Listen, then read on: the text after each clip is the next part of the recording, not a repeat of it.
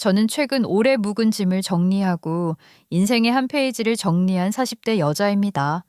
나이가 중년을 넘어가니까 젊었을 때와는 다른 인생이 보이는 것 같아요.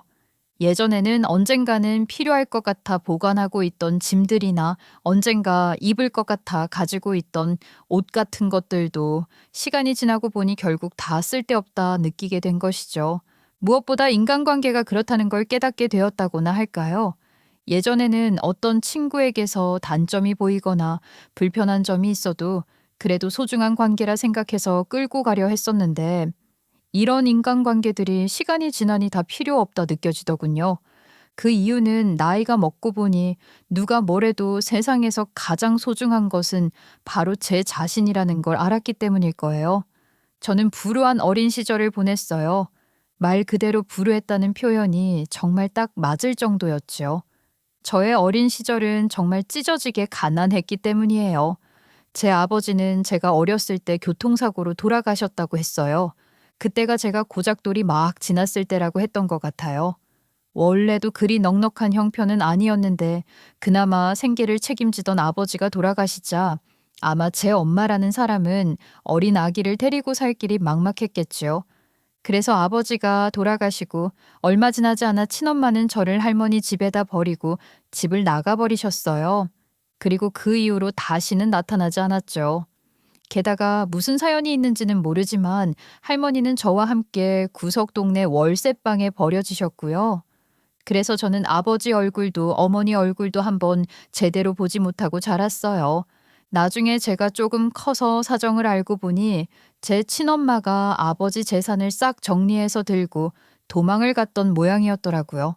거기에 분노한 아버지의 형제자매들, 그러니까 저에게는 고모와 삼촌들이 화가 나서 제 친엄마를 잡으러 다녔다가 결국 찾지 못하자 저를 고아원에 갖다 맡기라고 한 거였고요. 그깟에 뭐가 좋다고 키운다 그러세요? 막말로 무슨 돈으로 키우려고 그러세요? 우리는 절대 못 키워요. 맞아, 엄마. 그냥 고아원 갖다 맡겨. 그러면 재산 다 싸들고 간 년이 언젠가는 지 새끼 찾으러 오겠지. 됐어. 찾으러 올 년이었으면 이렇게 재산 챙겨서 가지도 않아. 그래도 니들 형 오빠 핏줄이야. 내가 키울랜다. 싫으면 니들은 신경 쓰지 마. 결국 제 문제 때문에 싸우다가 할머니는 저 하나를 데리고 변두리 단칸방에서 사셨어요. 제가 아직 어릴 때는 왜 그렇게 할머니가 입만 벌리면 팔자 타령을 하는지 잘 몰랐어요. 할머니는 이런 말을 입에 달고 살았거든요. 내가 죽어야지. 내가 자식들을 잘못 키웠어. 아이고, 내 팔자야. 네 아버지는 왜 그렇게 일찍 갔다냐. 나쁜 놈. 죽는다는 소리 좀 그만 좀 해. 진짜 싫어, 할머니. 왜 그래? 어릴 때는 저런 이야기를 하는 할머니가 너무 이해가 안 되고 싫었어요. 하지만 제가 살아보니 갑자기 세상을 떠난 큰아들과 남은 재산을 달라고 온 다른 자식들, 그리고 아이도 버리고 도망을 간 며느리에 대한 원망이 담긴 말이었다는 걸 이해할 수 있겠더라고요. 아마 할머니도 저를 데리고 살아가기가 정말 힘드셨을 거예요. 물론 저를 자상하게 잘 키워주시기는 하셨지만 저희는 정말 가난했어요. 저는 어릴 때부터 혼자 연탄불을 갈아가며 라면을 끓여 먹고 식은 밥에 김치로 끼니를 때웠어요. 유치원을 다니거나 학원을 가는 건 엄두도 못 냈죠. 한겨울을 날 때도 주인집 아줌마가 자기 딸이 입던 옷이라고 갖다 준 잠바 한 벌로만 지내야 했으니까요. 그래도 어린 시절은 저에게 좋았어요. 아직 뭘 모를 때였으니까요. 하지만 그러고 학교를 가니 빈부격차를 확실히 느끼겠더라고요. 다른 아이들은 예쁜 옷에 좋은 가방, 좋은 학용품을 가지고 다녔는데 저는 늘 낡은 옷에 위생마저 지저분했으니까요. 학용품이며 가방도 전부 주변에서 겨우 얻어온 것이거나 불우이웃 돕기로 받은 것들이었어요. 늙은 할머니는 다른 아이들의 엄마들처럼 저를 꼼꼼하게 챙길 기력도 시간도 없었고 저는 그렇게 초라하고 지저분한 아이가 되었어요. 옷에는 말라붙은 밥풀이 붙어 있었고 머리카락은 며칠 동안 감지를 못해 떡이 져 있었죠. 그나마 그때는 지금처럼 왕따가 심하지 않았지만 그래도 반 애들은 전부 저를 피했어요. 어려서 뭐가 잘못된지도 몰랐던 저는 늘 위축되고 움츠러든 상태로 중학교를 갔죠. 그때부터는 제가 남들과 다르다는 걸 알아서 신경을 쓰고 다녔고, 교복 때문에 집안 형편도 약간은 가릴 수 있었지만 늘 기초생활 수급자였던 저는 다른 애들과 같을 수 없었어요. 그래서 저는 늘 친구가 없었어요. 그래서 책만 붙들고 살았고 공부만 했죠. 공부 외에는 딱히 할 일도 없었고 도서관은 저를 싫어하지 않았거든요. 그러다 보니 중학교에 가서 저는 늘 전교 1등만 하더라고요. 3년 내내 말이죠. 그런데 그런 상황이 되자 저를 대하는 사람들의 태도가 바뀌더군요. 공부를 잘하니까 이제는 친구들도 선생님들도 저를 무시하지 않았고 오히려 좋아해 주었어요. 가난하다고 무시를 당했는데 공부를 잘하니까 오히려 기특하다고 저에게 따로 문제집이며 학용품이며 이런 걸 챙겨주는 선생님들도 있었고요. 저는 그렇게 고등학교에 갔어요. 하지만 그때까지도 저는 친한 친구가 없었어요. 자신감은 좀 회복했지만 친구들과 어울릴 줄은 몰랐거든요. 제가 용돈이 있겠어요? 뭐가 있겠어요? 어디 같이 놀러 가서 어울리기도 힘들었죠. 그러다 고2가 되었어요. 그때 같은 반에 성격도 활발하고 친구도 많은 아이가 한 명 있었는데 우연히 저와 짝이 되었죠. 조용히 공부만 하는 저를 보던 그 친구는 부침성 있게 말도 잘 걸고 그랬어요. 그래서 살갑게 일했죠. 야, 너는 왜 쉬는 시간에도 공부만 해? 나랑 매점 가자. 아니야, 괜찮아. 왜? 가자. 내가 쏠게. 응? 사실 저는 매점 갈 돈이 없었거든요. 사준다고 그래도 미안해서 끝까지 거절을 했더니 그 친구가 매점에 다녀와서 음료수를 하나 챙겨주더라고요. 마시려고 샀는데 갑자기 먹기 싫어. 너나 먹어. 그 친구는 이런 식으로 종종 저를 챙겨줬어요. 그리고 하루는 도시락 반찬을 2통 싸왔더라고요. 제 도시락 반찬은 늘 김치나 멸치가 다였거든요.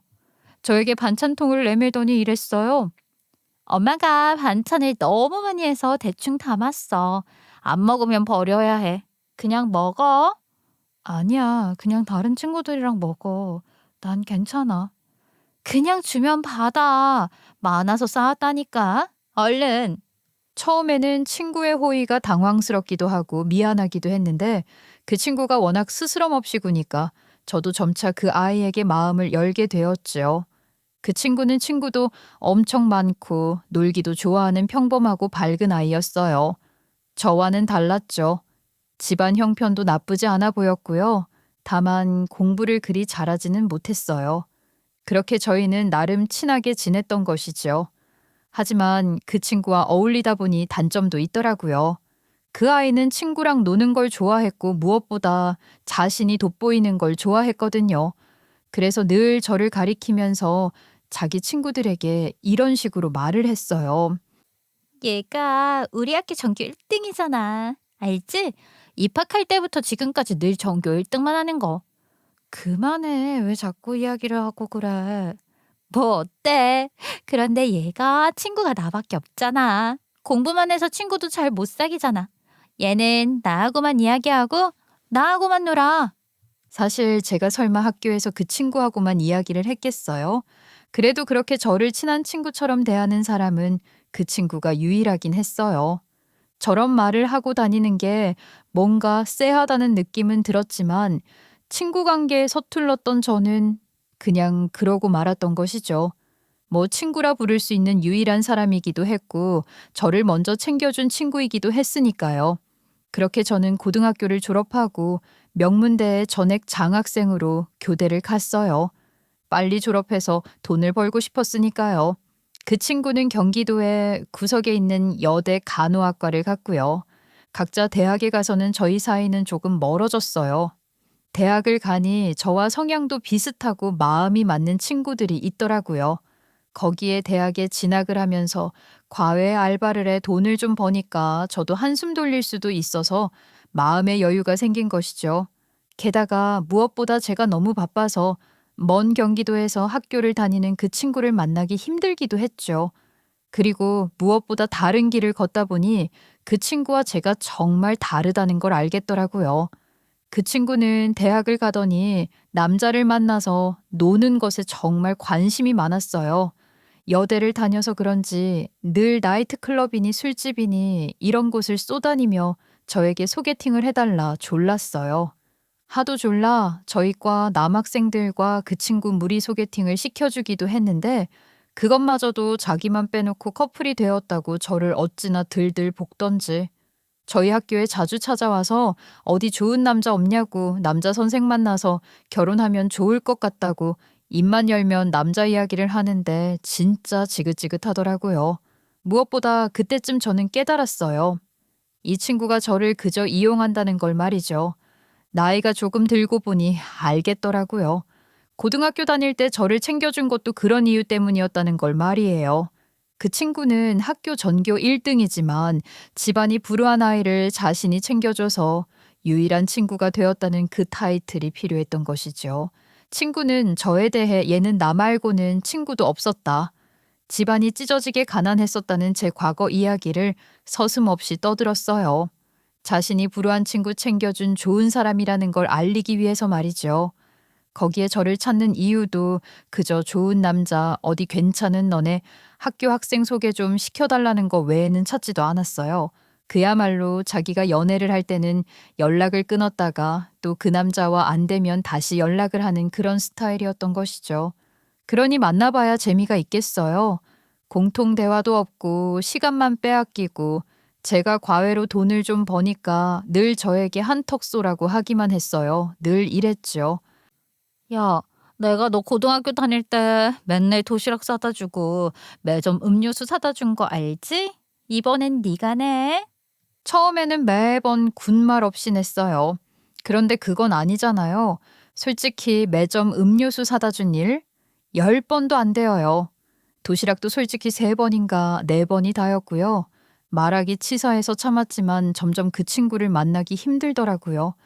결국 저는 시간이 없다, 바쁘다는 핑계로 서서히 친구와 관계를 끊게 되었어요.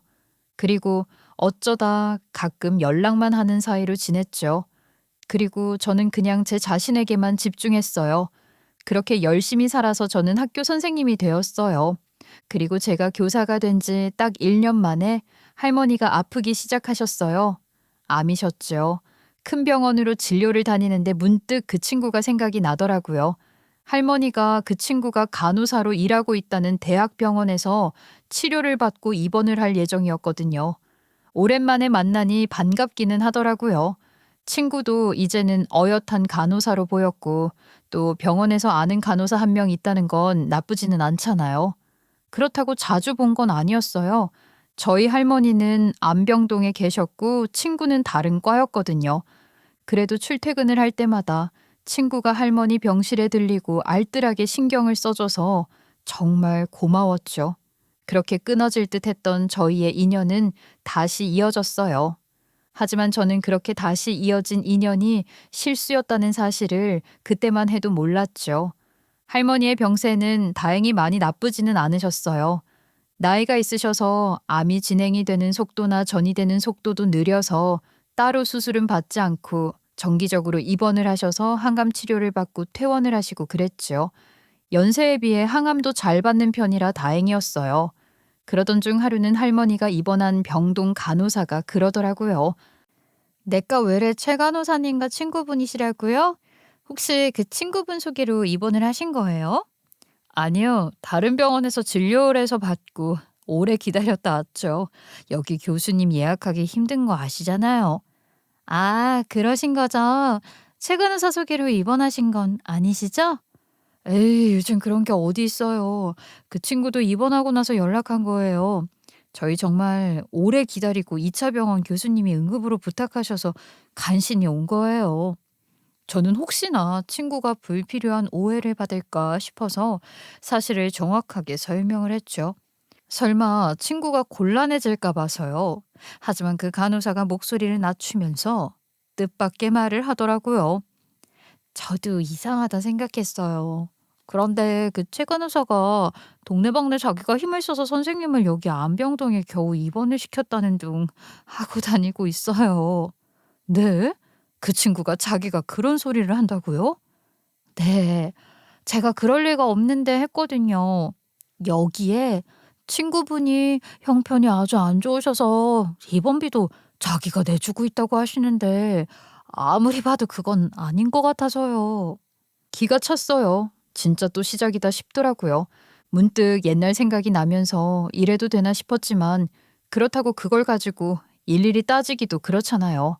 할머니는 제 고등학교 친구라고 그 친구를 엄청 반가워하시는 상태인데 말이죠.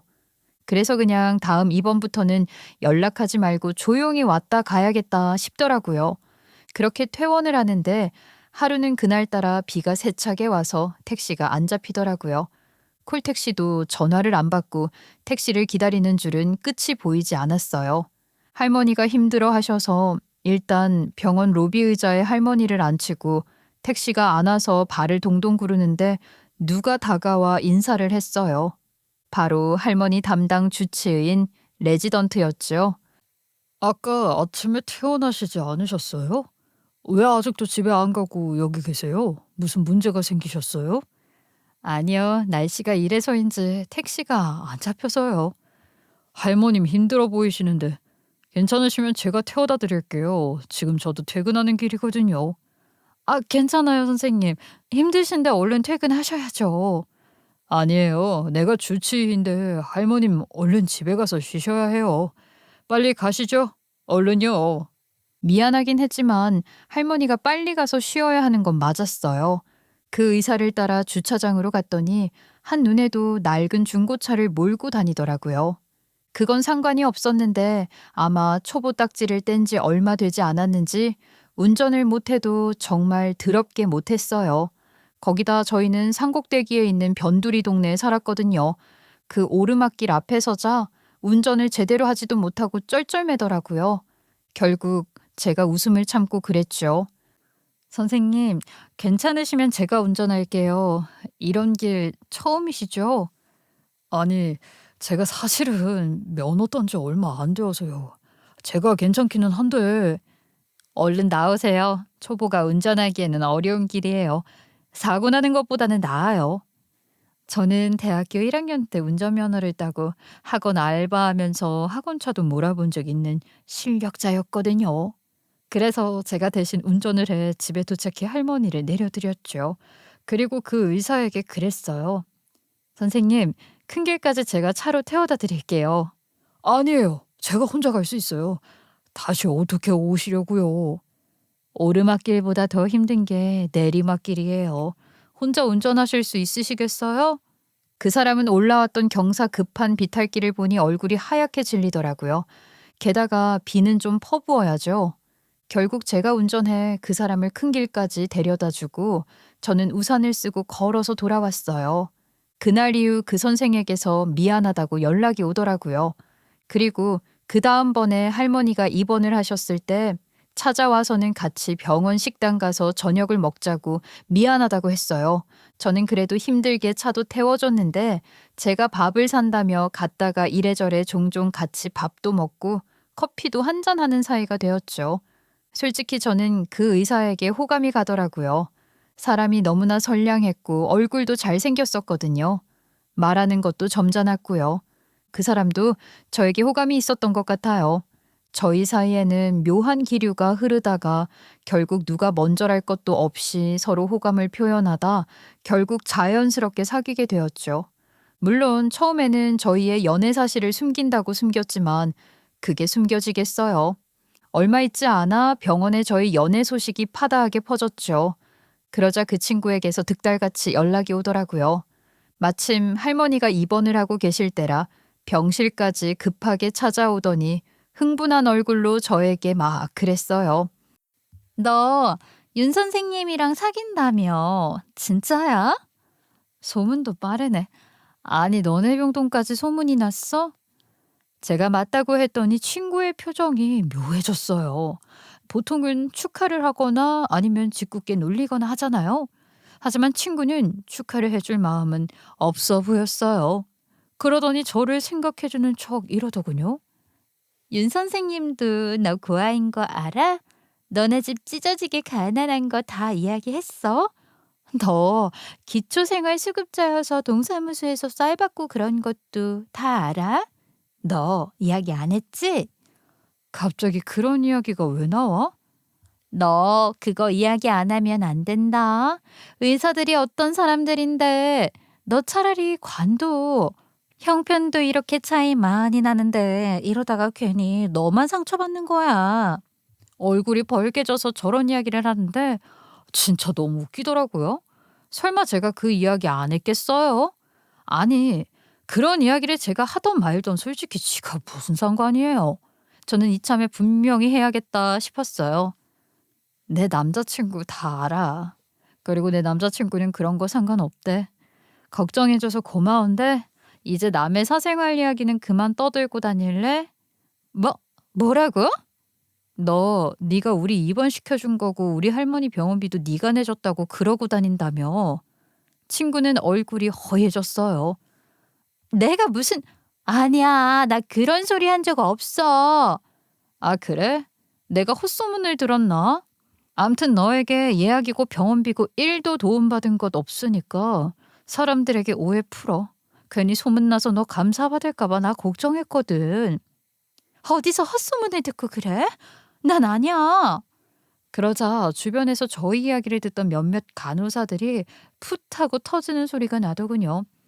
그 친구는 얼굴이 벌개져서 뭐라 엉뚱한 소리를 하더니 돌아가 버렸어요. 그리고 며칠 뒤 남자친구가 이러더군요. 자기 친구라는 그 최 간호사 자꾸 연락 오고 만나자고 난리야. 어이가 없어서. 만나자고? 왜? 몰라. 밥 한 번 먹자기에 같이 보는 건 줄 알았는데 따로 만나자는데? 당신 친구라 이런 이야기 미안하지만 그 간호사 의사 킬러야. 소문이 좀 그래. 뭐? 친한 친구 아니야. 신경 쓰지 마. 그 간호사 의사에게 엄청 들이대는 걸로 유명해. 그것도 집에 돈 좀 있는 의사들만 골라서 그러는 걸로 소문이 자자해. 나처럼 평범한 의사는 무시하더니 자기랑 사귄다니까 갑자기 연락을 하고 난리도 아니야. 그 친구는 처음 병원에 들어오자마자 의사들과 여러 스캔들을 뿌리고 다녔다 하더군요. 일을 하러 들어온 것이 아니라 남자 만나러 들어온 사람처럼 말이죠. 그것도 무조건 의사하고만 그랬대요. 잘 나가고 집도 잘 사는 그런 의사를 골라서 말이죠. 집안이 가난해 보이는 그런 의사들은 쳐다보지도 않았다나요? 저는 참 사람 한결같다 싶었어요. 제 남자친구는 돈을 많이 버는 과도 아니었고 형편도 그리 좋지 않으니 쳐다보지도 않다가 저와 사귄다는 이야기를 듣자마자 갑자기 태도가 돌변한 것이었죠. 남자친구는 형편이 좋지 않았어요. 홀어머니의 집안이 가난했지만 혼자 열심히 공부해서 장학금을 받으며 대학을 다니다 의사가 된 거였거든요. 그렇게 1년 정도 사귀었나 남자친구가 먼저 결혼하자고 졸라서 저희는 결혼을 하게 되었어요. 조금 이르다 싶긴 했는데 남자친구가 그랬죠. 할머니가 우리 결혼하는 거 보시면 얼마나 좋으시겠어. 응? 자기는 할머니 소원 풀어주고 싶지 않아? 할머니 오래 못 버티시는 거 알잖아. 아니, 그건 맞는데 우리 사귄 지 고작 1년이잖아. 지금 1년이 문제야? 나는 확신이 있어. 빨리 하자, 응? 할머니에게 효도해야지. 할머니 이야기에 마음이 약해져서 저는 남자친구 어머니를 뵈러 갔어요. 그리고 거기서 결국 결혼 결심을 하게 되었죠. 남자친구의 어머니가 저를 너무 반겨주셨거든요. 할머니랑 혼자 지내면서 이렇게 잘 컸다고 해서 내가 너 보기도 전에 반했어. 정말 대단하고 또 장하다. 앞으로 우리 잘 지내보자. 응? 네, 이렇게 반겨주셔서 너무 감사해요. 고맙긴 당연한 거지. 내가 딸은 없지만 친딸처럼 아이고 아니다. 딸처럼 이런 이야기하면 안 된다며? 내 귀찮게 안 할게. 그냥 우리 아들이랑 잘 살아. 알았지? 이렇게 이야기하시는데 제가 어쩌겠어요? 그렇게 저희는 소박한 결혼식을 올렸어요. 제 동료 선생님들과 의사들의 축복을 받으면서 말이죠. 할머니는 정말 펑펑 우셨어요. 정말 행복한 결혼식이었지요. 물론 제 결혼식에서 가장 튀었던 사람은 그 친구였어요. 남의 결혼식에 어찌나 화려한 정장을 입고 나타나서 이쁜 척을 하든지 보는 제가 다 민망하더라고요. 당연히 그 친구의 목적은 하객으로 온 남편의 의사 동료나 의사 친구들이었죠. 보다 못한 제가 넌지시 제 동료 중에 총각 선생님 있다 소개해 줄까 하고 말을 붙였지만 자기는 의사 아니면 안 된다나요. 그 말을 듣고 저는 혼자 난리부르스를 떨던 말든 그냥 신경을 끊었죠. 그렇게 저희는 결혼을 했어요. 결혼을 하고도 그리 달라질 것은 없었죠. 당직을 서야 하는 남편을 위해 병원 근처에 작은 신혼집을 구하고 아픈 할머니를 모시고 살았으니까요. 다행히 시어머니는 아픈 할머니를 모시고 살아야 하는 제 사정을 이해해 주셨어요. 하지만 그거 가지고도 그 친구는 입을 대더라고요. 너 시어머니가 된다고 하더라도 그게 진짜 되는 거 아니야. 넌 그런 눈치도 없네? 아무리 그래도 결혼하자마자 어떻게 할머니랑 같이 산다는 말을 하니? 그래서 그럼 어쩌란 말이야. 아픈 할머니를 혼자 두라는 말이야? 아니, 내 말은 그래도 시어머니 눈치를 봐야 한다 이 말이지. 하고 싶은 말이 뭐야? 우리 시어머니도 괜찮다 하시고 남편도 괜찮다는데 왜 네가 트집을 잡아? 나 일단 바쁘니까 끊자. 이런 소리 할 거면 전화하지 마. 저는 짜증이 나서 그 뒤로는 따로 연락을 하지 않았어요. 할머니는 제가 결혼하고 정확히 2달 뒤에 돌아가셨어요. 항암도 잘 들었고 암도 더 이상 진행되지 않아서 괜찮다 싶었는데 어이없게 폐렴으로 입원한 지 일주일 만에 세상을 뜨신 거였죠. 남편의 상심은 깊었어요. 동네에 좋은 식당이 있다고 모시고 나가서 저녁 식사를 했는데 그날 밤에 감기 기운이 돌았다가 그 길로 그 병이 폐렴으로 번졌던 거였기 때문이었죠. 저희는 슬픔 속에 할머니를 보내드렸어요.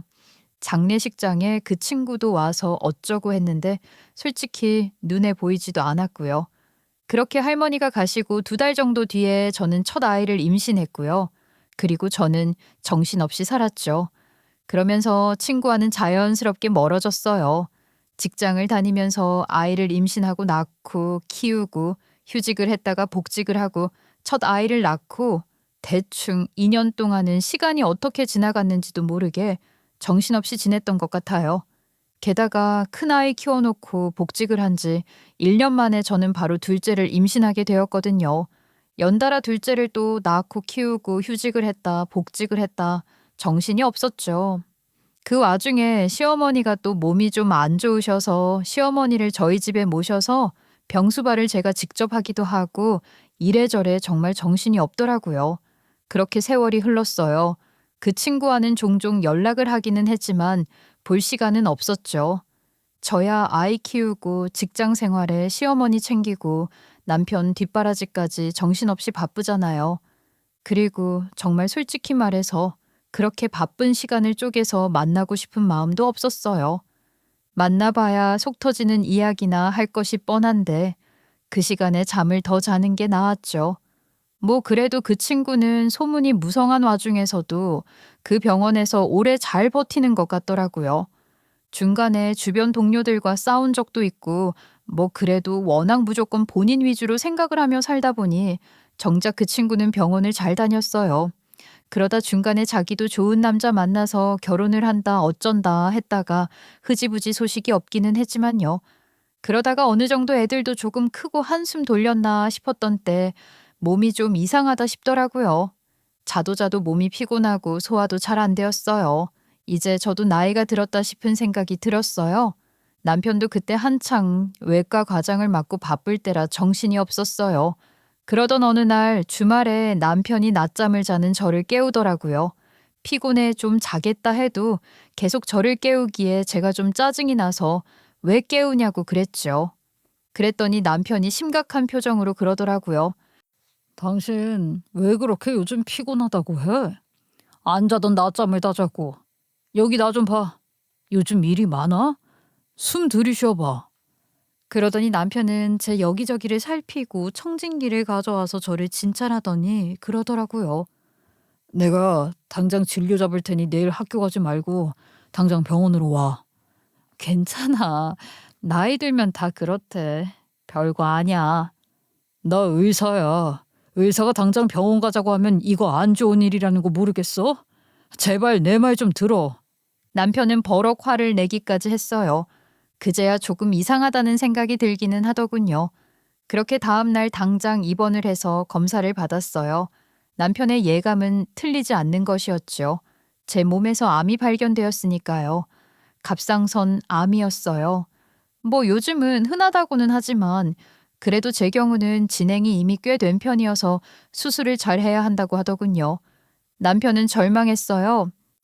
내가 의사가 되어가지고 집사람 갑상선이 이렇게 망가지도록 알지도 못하고 미안해. 별다른 증상도 없는 걸 당신이 어떻게 알아. 내가 병원을 왔어야 했는데 나 치료 잘 받을게. 괜찮아. 저는 남편을 위해서라도 의연해야 했어요. 제가 바로 병원에 입원하고 병명이 암이라고 하자 병원에는 저에 대한 소문이 아주 들불처럼 퍼져나갔죠. 물론 그 친구도 당연히 그 소문을 듣고 전화가 득달같이 걸려오더라고요. 제가 입원을 해 있다고 했더니 바로 찾아왔고요. 하지만 저를 보자마자 한 첫마디가 이랬어요. 어쩜 너는 그새 이렇게 팍싹 늙었니? 확실히 애 낳고 집에 있었더니 아줌마가 다 되었네. 나는 밖에 나가도 아직 다 30대로 봐. 아줌마니까 아줌마가 되었겠지. 너는 아프다는 친구 앞에서 할 소리가 그게 다야? 아무리 아줌마라도 그렇지 너 너무 촌스러운 거 아니니? 갑상선 암이면 그리 심각한 것도 아닌데 왜 이렇게 퍼졌어? 또 시작이었죠. 저는 그렇게 또 그 친구의 얼굴을 봐야만 했어요. 짜증이 나기는 했지만 피부며 몸매며 이쁘기는 하더군요. 아직 결혼도 안 하고 출산도 안 했으니 젊은 것도 같았고요. 하지만 아무리 그래도 암 환자 앞에서 지 자랑하는 건 아니지 않나요? 어이가 없어서 뭐 철딱선이 없는 건 아무리 나이가 들어도 변하지 않는다 싶더라고요. 제 병은 암이긴 해도 갑상선암 2기이니 예후가 그리 나쁘지는 않을 것 같다. 처음에는 그랬어요. 하지만 막상 검사를 해보니 생각보다 전이가 된 부분이 넓다고 하더라고요. 남편과 남편 동료인 제 주치의 표정이 별로 좋지 않았어요. 거기에 대장과 췌장에서도 종양이 발견되었다고 했어요. 췌장이라는 말에 저는 하늘이 아득해지는 것만 같았어요. 그냥 종양일 수도 있고 결절일 수도 있지만 아무래도 암이 전이가 된 것이라면 살 확률이 확 떨어지는 거잖아요. 남편은 아니라고 괜찮다고 했지만 제가 그래도 의사 아내로 10년 넘게 살았는데 저도 알 만큼은 알잖아요. 그래서 주치의에게 솔직하게 모든 사실을 이야기를 해달라고 했어요. 저도 알 권리가 있으니까요. 주치의는 솔직하게 이야기를 다 털어놓더군요. 갑상선도 암의 위치가 그리 좋은 건 아니에요. 갑상선 암 중에서도 위치가 까다로운 곳에 있고요. 하지만 정작 문제는 췌장이죠. 암이 맞는 거예요? 살 확률은 얼마나 되는 거예요? 일단 수술하면서 검사를 해봐야 알겠지만 진짜 암이라면 경과가 좀 어려우실 수도 있어요. 췌장암이 어려운 암인 건 아시죠? 거기에 대장도 검사를 해봐야 하고요. 그 말을 듣는데 하늘이 아득해지더라고요. 아이들이 눈앞에서 아른거렸고 참으려고 해도 눈물이 쏟아졌고요. 그날 저녁 퇴근을 한 그 친구가 마침 제 얼굴을 보러 왔기에 저는 그만 그 친구를 붙잡고 펑펑 울고 말았어요. 아무리 미운이 고운이 해도 그 친구가 저를 어린 시절부터 봐왔던 친구라 그런지 그 친구를 붙잡고 저는 마음 놓고 울 수 있었던 것 같아요. 친구는 저를 안고 위로를 해주었죠. 걱정 마. 걱정 말고 치료에 전념을 해. 응? 내가 이렇게 가면 우리 애들이랑 남편은 어떡해? 그게 걱정이라서 그래. 나는 괜찮아도 애들이랑 남편 어떻게 살아? 그렇게 한참을 울고 났더니 그나마 마음의 응어리가 좀 풀린다고나 할까요? 저는 부정적인 생각을 버리고 그저 열심히 치료에 전념을 하기로 했어요. 어차피 바뀌지 않는 상황인 거 제가 지금 할 수 있는 최선을 다해야 하니까 말이죠. 친구는 병실에 자주 들렀어요. 그리고 수술 전에는 자기가 휴가를 내고 와서 제 병간호를 하겠다고 하더라고요. 저는 그건 너무 오버인 것 같아서 괜찮다고 거절했어요. 안 그래도 저를 찾아 자주 오는 게 조금 부담스러워지기 시작하던 참이었거든요. 그 친구가 그 병원 간호사라서 그런지 올 때마다 멀쩡한 병실 담당 간호사들을 잡돌이를 하는 것이 보기도 불편하고 미안했어요. 그렇게 간호사실을 한번 쓸고 가면 제가 다 미안해서 어쩔 줄 모르겠더라고요. 안 그래도 제가 의사 사무라 불편해하는 눈치였는데 말이죠. 게다가 친구는 올 때마다 점점 화장도 진해지고 향수 냄새도 독해졌어요. 원래 병실에서 간호사는 향수 뿌리면 안 되는 거 아니야? 너 요즘 매일 향수 냄새가 좀 독한 것 같아. 아, 퇴근길이라서 괜찮아. 그리고 너네 남편이 이 향수 냄새 좋아하던데 늘 병원 냄새만 맡고 집사람도 여기서 다 죽어가고 있으니 이런 냄새가 얼마나 좋겠니? 안 그래? 기가 찼어요. 안 그래도 저에게 찾아올 때마다 다른 의사들에게 눈웃음 흘리는 걸 알고 있었는데 이제는 내 남편이 타깃이 된 모양이더군요. 하긴 나이 40 넘어서 꼬실 만한 의사가 이제는 주변에 없겠죠. 내 남편이라니? 너 그게 무슨 말이야? 사실 너 죽을 때까지는 그냥 조용히 비밀로 하려고 했는데 미리 알려주는 게 좋을 것 같아서 이야기하는 거야. 너 걱정 말라고. 걱정 말라니? 무슨 걱정? 네 남편이나 애들 걱정 말라고. 그리고 너 죽어도 딱히 슬퍼할 사람은 없으니까 할머니나 잘 만날 준비나 하라고. 너 지금 나보고 그냥 죽으라는 말이야? 내가 죽었으면 좋겠어? 어쩜 생각해서 하는 말인데 너 왜 그래? 오히려 내가 너 마음 편하게 해주는 거니까 너 나에게 고마워해야 하는 거 아니야? 어차피 죽을 건데 뭘 그래? 피식 웃으며 이 지랄을 하는데 정말 어처구니가 없었어요. 그동안에도 제 남편에게 껄떡대던 건 알았지만 이제는 아주 노골적으로 제가 죽기만을 기다리는 것 같더군요. 제가 죽고 나면 지가 당연히 제 자리를 꿰찰 모양이었던 것 같았죠. 무엇보다 가장 기가 찼던 건 저희 집까지 이 미친년이 찾아갔다는 거였어요. 제가 급히 짐을 가져올 것이 있어서 부탁을 한 번 한 적이 있었는데 그때 주소를 알게 된 이 미친년이 저희 집으로 찾아간 거였어요. 당신은 시어머니가 저희 집에 와서 살림을 하고 애들을 봐주시고 계셨는데 잠깐 장을 보고 왔더니 인연이 집으로 들어와서 애들이랑 이야기를 하고 있었다나요. 어머니가 놀라서 무슨 일이냐고 했더니 지나가는 길에 그냥 들렀다고 어머님에게 인사도 하고 애들 얼굴도 보고 가려고 왔던 거라고 하면서 지가 산다고 나가서 저녁을 먹자고 했다나? 어머니가 너무 이상해서 그냥 미안하다고 바쁘다고 내보냈다고 했어요. 그런데 그년이 나가고 나서 애들이 울먹이면서 그러더래요. 할머니, 이제 저 아줌마가 우리 새엄마예요? 저 아줌마가 이제 우리 엄마 죽으면 내가 새엄마 해준다고 걱정 말라고 하던데 엄마 죽어요? 뭐? 그게 무슨 말도 안 되는 소리야. 누가 그래? 방금 왔던 아줌마가 그랬어요. 곧 새엄마가 될 거라고 그러던데요. 시어머니는 빡치셔서 대체 그년 누구냐고, 혹시 내 아들이 바람 피우는 거냐고, 이 자식을 내가 죽이니 사니 하셔서 겨우 진정을 시켰어요. 저는 그때 결심을 했죠. 아, 이거 도저히 안 되겠구나. 이대로 뒀다가는 정말 나중에라도 골치가 아프겠구나 싶었던 거였어요. 그리고 암 수술 하루 전 연락도 없던 그년이 갑자기 또 병문안을 왔더라고요. 그러면서 이렇게 짓거렸어요. 너 저 세상 가면 네 남편은 내가 챙겨줄게. 나 가져도 되징? 저는 웃으며 그 물음에 대답해 주었죠. 지금부터 데려가 살아. 이미 준비해뒀어. 그리고 저는 친구를 위해 준비한 걸 그날 바로 펼쳐주었어요. 솔직히, 진짜 솔직히 말해서 혹시나 하는 마음에 남편을 의심해 본 적도 있었어요. 한 번도 의심해 본 적이 없다는 건 거짓말이죠. 솔직히 정말 자신 있게 아니라고 하기에는 이 친구년의 태도가 너무 당당해서 향수가 좋다는 둥, 네 남편이 좋아하더라는 둥, 어제 네 남편이 이런 이야기를 하더라는 둥 하는 게 생각할수록 이상했거든요.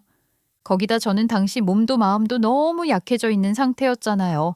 그래서 속으로 의심을 하면서 혹시나 하는 생각을 했던 것도 사실이에요. 그래서 그 친구년이 저희 집으로 찾아가서 애들에게 미친 소리를 짓거렸다던 날, 저는 몰래 병원을 빠져나와 집으로 갔죠. 그리고 시어머니와 마주 앉아 신신당부를 했어요. 혹시 모르지만 혹시라도 이 남자가 그년이랑 바람이 나서 결혼을 한다고 해도 절대 반대하셔야 해요. 저희 애들은 절대 그년에게 못 맡겨요. 아셨죠, 어머니? 뭐? 그럼 그놈이 진짜 바람을 피운다는 거냐? 네가 지금 아픈 이 상황에? 모르겠어요. 아니라고 생각했는데 아무것도 없는데 아무것도 없는데 전현이 저렇게 당당할 리가 없잖아요. 이러고 있는데 제가 병원에서 말없이 없어진 걸 알게 된 남편이 헐레벌떡 집으로 달려왔어요. 그리고 이게 무슨 일이냐고 현관에 들어서자마자 봉변을 당했죠. 자기 아들이 집으로 오는 걸 보자마자 시어머니가 바로 머리채를 잡아 뜯었던 것이었어요. 당황하던 남편은 겨우 제가 말리고 사정을 듣자마자 억울해했어요. 진짜 내가 언젠간 이런 날이 올 줄 알았어. 둘 다 이것 좀 들어봐. 남편은 핸드폰 녹음 파일을 틀더군요. 아무래도 내가 이러다 의심받고 진짜 뭐 잘못 걸릴 것 같아서 만날 때마다 녹음을 했어. 전에도 그 여자랑 얽힌 이런 사고가 있었어. 남편이 들려준 녹음 파일은 진짜 기가 차더군요. 그녀는 시간이 날 때마다 남편을 찾아가서는 온갖 꼬리를 치면서 그랬어요. 선주는 상태 어때요? 많이 안 좋은 거 맞죠? 아유, 걱정이 많으시겠어요, 교수님. 애들도 아직 엄마 손이 많이 필요할 때인데. 아, 네, 그렇죠, 뭐. 그래도 잘 될 거예요. 의사라 더 잘 아시면서 뭘 그러세요? 가망 없다는 거 누구보다 잘 아시잖아요. 미리미리 준비를 하시는 게 환자에게도 도움이 되죠. 이러면서 그녀는 자기가 고등학교 때부터 나를 잘 안다는 등 거기에 제가 고등학교 시절 더럽게 놀았다는 이간질까지 서슴지 않고 하더군요. 저처럼 청렴결백하게 산 사람이 없는데 말이죠. 정말 어이가 없었어요. 하지만 남편은 그런 말은 단 한 번도 믿은 적도 없다고 했어요. 친구녀는 아주 난리였어요. 이제 걱정 말라는 둥, 자기가 잘할 수 있다는 둥, 진짜 시장에서 무슨 상추 파는 것도 아니고 아주 대놓고 자기 자신을 들이밀더라고요. 남편이 듣다 못해 그러더라고요. 자꾸 찾아오셔서 이런 이야기 불편합니다. 그동안은 제가 얼굴 봐서 참았는데 이제 그만하시죠. 어머, 교수님 의리 있으시네. 그래요. 그렇게 걸리시면 손주 죽으면 이야기해요. 그까짓것 기다릴 수 있어요. 이러고 그녀는 깔깔 웃더라고요.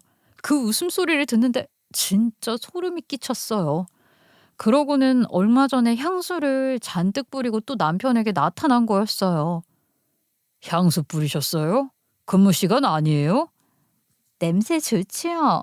좋아하실 줄 알았어요. 하긴 매일 병원 소독약 냄새만 맡다가 마누라도 병원 냄새나 풍기니 이런 여자 분내 많이 그리우셨죠? 이러는데 지 혼자 북치고 장구치고 원맨 쇼도 아니고 기가 찼어요. 저와 시어머니가 벙이 쪄서 입만 벌리고 있자 남편은 저희 둘에게 버럭했어요. 진짜 엄마고 마누라고 너무해. 어떻게 사람을 못 믿어? 나는 이 여자가 뭐라고 떠들어도 당신 끝까지 믿었다고. 그러고 자기는 절대 죽어도 딴 생각한 적 없다고 그러더라고요. 저희 셋은 작전을 짰어요. 이대로는 도저히 안 되겠다 싶었거든요. 남편은 그년이 병원 유부남 부원장과 그렇고 그런 사이라는 소문을 들었다고 했어요. 저는 의아했죠. 내가 병동 간호사 선생님에게 듣기로는 신경과 과장님이랑 그렇고 그런 사이라던데? 뭐? 아니야. 부원장이랑 그런 사이 오래된 걸로 아는데? 아니, 신경과 과장이랑도 분명해. 그리고 그 둘 다 유부남 아니야? 저희는 소문을 좀 모아보기로 했어요. 그렇게 그 친구에 대한 소문을 모으고 캐봤더니 기가 차더군요. 그년이 만나고 있는 남자가 우리 병원에서만 4명이었거든요. 그것도 4명 다 유부남이었죠. 그중 한 명은 이혼 소송 중이기까지 했고요. 저는 그년이 저에게 병문안을 와서 꼴값을 떨 때 슬쩍 핸드폰을 챙겼어요. 뭐 그녀는 지 자랑하느라 핸드폰이 없어진 줄도 몰랐겠지만 말이죠. 거기에 있는 문자를 전부 다 캡처해서 저에게 보내고 연락처도 싹 받아두었어요. 그런데 그걸 파보니 그 친구가 만나는 남자가 한 명 또 있더라고요. 그것도 연하로 말이죠. 그 남자에게는 친구라는 년이 돈을 대주는 모양이었어요. 아주 사랑을 한다는 둥 둘이 셀카를 찍고 난리가 났더라고요. 단 둘이 해외여행도 갔던 모양이었고 말이죠. 그리고 그날 친구년이 자기에게 남편을 맡기니 많이 난리 부르스를 했던 날 저는 그년에게 간호사 휴게실로 가보라고 했죠. 거기 가면 내 남편이 기다리고 있을 거야. 사실 나도 부탁할 사람이 너밖에 더 있니? 내 마지막 부탁이니까 가서 이야기를 들어봐. 그녀는 아무것도 모르고 신나서 바로 가더라고요. 거기에 누가 기다리고 있었냐고요? 바로 그 장소에는 남편이 모셔온 그년의 내연남들이 기다리고 있었죠. 영문도 모르고 남편이 미팅을 하자는 부탁에 그 사람들은 문을 열고 그년이 들어오자 일시에 모두 얼굴이 창백해지더라고 했어요. 남편은 문을 잠그고 이랬죠. 자, 다들 앉아보시죠. 갑자기 나가시고 이야기를 거부하시면 제가 아는 사실 온 병원에 알릴 테니 조용히들 하시고요. 이게 무슨 짓이야? 왜 이래요? 나는 할 말 없어. 친구의 반응에 그 자리에 모인 유부남들은 일이 어떻게 된 건지 단번에 알아차렸겠죠? 친구녀는 얼굴이 허옇게 되어서 바들바들 떨었다고 했어요. 남편은 책상 위로 서류 한 장을 던졌죠. 왜 여기 여자 하나에 남자가 넷인지 조금만 생각해보면 똑똑하신 분들이니 아실 거라 생각이 됩니다. 그리고 여기 부르지 못한 사람 한 명은 저 서류를 보시면 되고요. 뭐라고? 한 명이 더 있다고? 서류 안에는 그년이 돈을 줘가며 만났던 젊은 놈과 뽀뽀를 하고 부둥켜 안고 있는 사진이 있었어요. 뭐 난리가 났죠. 그년 뺨을 때리는 놈도 있었고 흥분해서 멱살을 붙잡고 악을 쓰는 인간도 있었대요. 너 나에게서 가져간 돈을 다 여기서 썼어? 이 미친년이? 뭐? 너도 나에게서 돈 가져갔잖아. 할머니가 수술을 해야 한다며? 다 거짓말이었어? 무엇보다 지금 이혼 소송 중이라는 한 과장님은 사진을 보고 절망해서 자리에 주저앉았다가 그년 머리를 쥐어뜯고 뺨을 쫙쫙 날렸다고 하더군요. 너같이 더러운 걸 사랑이라 믿었던 내가 죽일 놈이지. 죽일 놈이야 내가. 미쳤어. 미쳤다고. 제가 그 자리에 없었던 것이 얼마나 한스러운 줄 몰라요. 그렇게 한바탕 난리가 난 다음 남편이 그랬죠. 저는 이 병원이 걱정되어서 도저히 모른 척 할 수가 없어서 모신 거예요. 이 여자 때문에 병원 그만두고 간 간호사가 한둘이 아니고 떠난 의사들도 있는 거 아시죠? 우리가 정말 면목이 없네. 이 여자 제 아내가 암으로 내일 수술인데 저보고 아내 죽으면 결혼하자고까지 했어요. 그런데 이런 여자가 계속 병원에 있는 게 맞나요? 당연히 그냥 넘어갈 리가 있겠어요. 그 년과 바람이 났던 의사들, 아니 그 상간남들은 지들 나름대로 이 일을 수습하느라 바빴죠. 그중 한 명은 바로 간호과장 불러서 면담을 했고 바로 그 다음 날부터 그년에게 괴롭힘을 당한 간호사들 증언이 수집이 되기 시작하더군요. 병원 부원장도 바로 그년을 면직 처리하고 그 다음 날로 그녀는 업무 배제가 되었어요. 하지만 소문이 안 퍼지겠어요? 병원은 그야말로 쑥대밭이 되었어요. 심지어 언론도 탔죠. 물론 불륜보다는 어린 간호사를 집요하게 괴롭히던 간호사를 파면하고 민사소송을 건다는 소식이긴 했지만요. 그렇게 그녀는 병원을 떠나야 했어요. 퇴직금도 전부 법무팀에서 압류를 해버렸죠. 다른 간호사들을 괴롭혀서 그만두게 한 것에 대한 손해배상금을 청구하면서 판결이 날 때까지 퇴직금을 지급하지 않기로 했다나요? 남편은 불륜을 저질렀던 의사들에게 다시는 이런 일이 없도록 하라고 경고했어요. 그년과 불륜 관계에 있던 의사들의 말은 하나같이 똑같았어요. 너무 들이대서 정신을 못 차렸다나 그랬죠. 개 중에는 저녁을 먹자 해서 저녁 겸 술을 마시다 취해서 일어나 보니 모텔이었다는 사람도 있었어요. 뭐 100% 믿을 수는 없지만요. 그 넷 중 이혼 소송을 준비 중이던 의사는 집에 들어가 다시 받아달라고 싹싹 빌었던 모양이었어요. 자기가 미쳤었다고 진짜 엎드려서 싹싹 빌고 다시 들어간 것이죠. 덕분에 저도 구경거리 하나는 챙길 수 있었어요. 그 의사의 부인이 엄청난 부잣집 딸에 성격도 보통이 아닌 사람이었는데 사실을 알고 화가 나서 병원으로 들이닥친 것이죠. 그리고는 거침없이 간호사실로 쳐들어가서 면직 처리가 나서 울면서 짐을 싸는 그년의 머리채를 시원하게 잡고 복도로 끌고 나와서 아작을 내준 것이었어요. 뭐처럼 질질 끌려 나오며 울며 불며 싹싹 빌면서 수모를 당하는 모습을 구경하니 제 속이 다 시원하더라고요. 그 의사는 그 길로 병원을 그만두고 처가에서 차려준 개인 병원에서 밤낮 없이 일만 하면서 죽은 듯이 산다고 했대요. 그래도 이혼 당해서 혼자 사는 것보다는 낫다고 남편에게 그랬다나 보더군요. 제 수술은 잘 끝났어요. 결국 췌장암은 맞았지만 그래도 다행이었던 것이 아주 극초반에 발견해서 수술을 잘 했다는 것이죠. 저는 췌장암 완치를 위해 열심히 잘 살아보려고 해요. 세상에는 췌장암을 극복한 사람들이 생각보다는 많으니까요. 생사를 오가는 일을 겪고 몸이 한번 아파보니 다 필요 없다는 생각이 드네요. 그저 제가 가장 사랑하는 사람들과 함께 살 수만 있다면, 그리고 제 마음이 편하고 제가 행복하면 그게 가장 최고라는 생각이 들었어요. 사실 그렇게 살기에도 인생은 너무 모자랄 정도로 짧으니까요. 그렇게 저는 무사히 치료를 잘 받고 무사히 퇴원을 했어요. 물론 제가 퇴원할 때 그녀는 병원의 그림자도 비출 수 없는 처지가 되었죠. 저는 그렇게 오래 묵은 질긴 악연을 깨끗하게 정리했어요. 수술을 받고 퇴원을 한 이후로 저는 건강히 잘 지내고 있는 중이에요. 아직 항암 치료가 조금 남았지만 갑상선 수술도 생각보다 경과가 좋고 대장 용종 수술이며 췌장 수술도 회복이 빠른 편이에요. 오히려 이렇게 회복이 빠를 줄 몰랐다고 주치의가 놀랄 정도예요. 대장은 다행히 암이 아니라 용종이어서 잘 관리를 하는 중이에요. 다른 항암 치료도 잘 듣고 있는 중이고요. 시어머니는 이제 회사 그만두고 애들 뒷바라지 하면서 자기랑 놀자고 하고 계세요. 네가 그동안 너무 혼자 애쓰고 힘들어서 암 같은 게 생긴 거야. 그러니까 좀 놀자. 네 남편 돈 잘 벌잖아. 응? 애들 데리고 여행이나 가자. 어머니도 참 저만 고생하나요? 저 사람도 당직도 자주 하고 고생 많이 해요. 일만 열심히 했지 뭐 너 신경이나 썼니? 그러니까 늘 사면서 지 마누라 몸이 이렇게 되는 것도 모르고 이제 그냥 놀자. 어? 조금만 기다려 주세요. 그래도 저 아직 일하고 싶어요.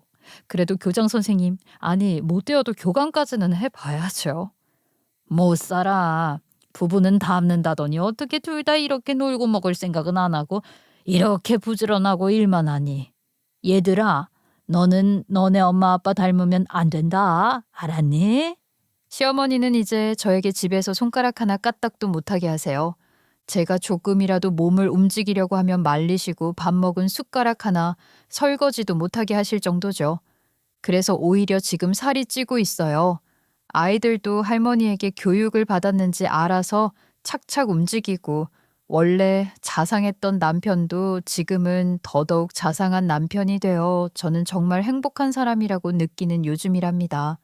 어린 시절에는 늘 외롭고 힘들고 주변 사람에게 주눅이 들었지만 이제 이렇게나 저를 사랑하는 사람들이 많으니 저는 세상 그 누구도 부럽지도 않고 그 어떠한 것도 모자라지 않는 사람 아니겠어요?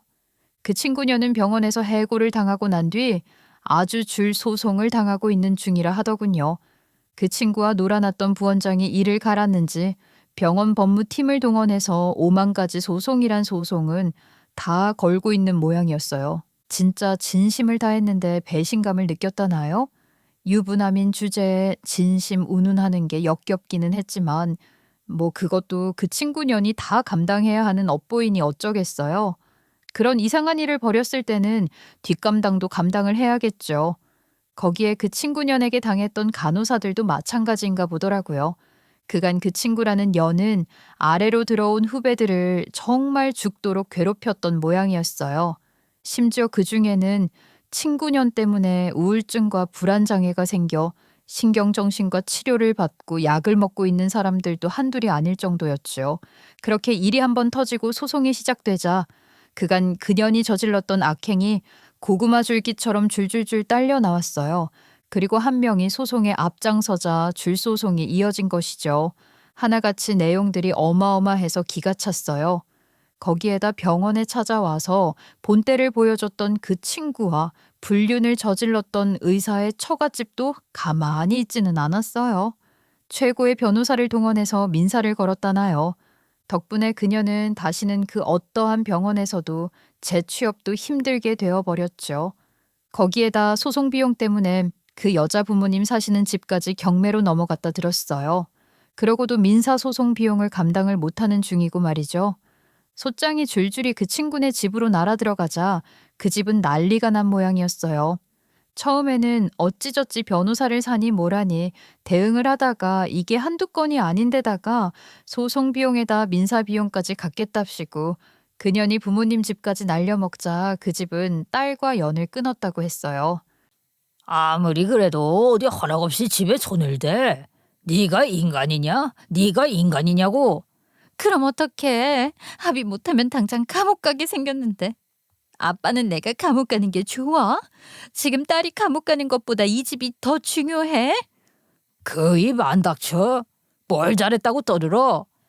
아빠라면 그래도 내 편을 들어줘야 할 거 아니야. 이깟 집이야 또 사면 되는데 뭘 그래. 뭐? 이깟집? 이제 우리 다시는 얼굴 보지 말자. 나는 딸 없다 생각하고 살랜다. 가자. 친구네 부모님은 자신의 딸과는 연을 끊고 남동생과 같이 지낸다고 하더군요. 그 남동생마저도 부모님을 모셔가면서 다시는 연락하지 말라고 더럽다고 침을 뱉고 갔다나요.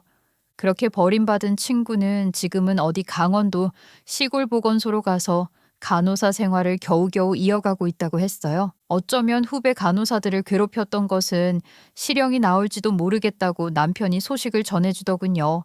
너무 광범위하고 피해자가 많아서 형이 많이 나올 것 같은데 합의는커녕 변호사도 제대로 쓰지 못하는 중이라고 말이죠. 뭐 그래도 지금은 일을 하고 있다니 열심히 하다 보면 어찌어찌 방법이야 생기겠죠. 그거야 본인이 알아서 하겠죠. 저는 이제 건강을 많이 회복해서 다시 복직을 준비하고 있는 중이에요. 시어머니가 집안일은 무조건 자신이 다 한다고 저에게는 절대 손에 물도 묻히지 말라고 하시는 중이고요. 애들도 다 커서 알아서 한다고 걱정 말라고 하니 이제 한시름 놓았어요. 한번 죽을 고비를 넘겨서인지 저는 요즘 이렇게 살아가는 하루하루가 정말 행복하기만 해요. 아무 일이 일어나지 않는 오늘 하루도 행복하고 맑은 하늘을 보면서 산책을 하는 것도 잘 먹을 수 있는 맛있는 한 끼 음식도 감사하고 행복해요. 무엇보다 아침에 일어나 아이들 얼굴 보는 것이 가장 행복한 일이에요. 거기에 남편과 시어머니가 저를 알뜰하게 챙겨주는 것도 이렇게 건강이 나아지면 다시 출근할 곳이 있다는 것도 너무 감사하고 또 행복한 일이라고 느끼고 있어요. 어쩌면 산다는 게 행복을 굳이 멀리 찾지 않아도 되는 게 아닌가 싶어요. 사랑하는 가족들과 함께 있다는 것, 지금 내가 가진 것을 감사하게 여길 수만 있다면 늘 행복한 것이니까요. 그 친구 역시 그런 생각을 가졌더라면 어땠을까? 저는 가끔 그런 생각을 해요. 어린 시절 그 친구는 제가 가지지 못했던 부모님과 부모님이 주시는 사랑도 있었고 밝은 성격과 많은 친구들이 있었잖아요. 하지만 자신이 가지지 못한 것만 바라보고 자신에게 모자란 것만 보다 보니 결국은 스스로 인생을 망쳐버린 것 아니겠어요? 저는 이제 저에게 이 이상 필요한 건 없다고 생각하고 살려고 해요. 그저 제가 가진 것에 늘 감사하고 만족하는 삶이 더 소중하니까요. 그래서 저는 앞으로 저에게 가장 소중한 가족들만 잘 챙기면서 하루하루 더 행복하게 살아가 보려고 해요. 혹시 여러분들에게도 가지지 못해 아쉬웠던 점이 있다면 일단 주변을 다시 한번 보시라는 말씀을 드리고 싶어요. 생각보다 우리는 더 많은 행복을 가지고 있을지도 모르니까요. 그런 행복만 찾아도 저희 인생은 어쩌면 성공한 것이겠지요. 들어주셔서 감사해요. 늘 행복하시고 또 건강하시기를 빌게요.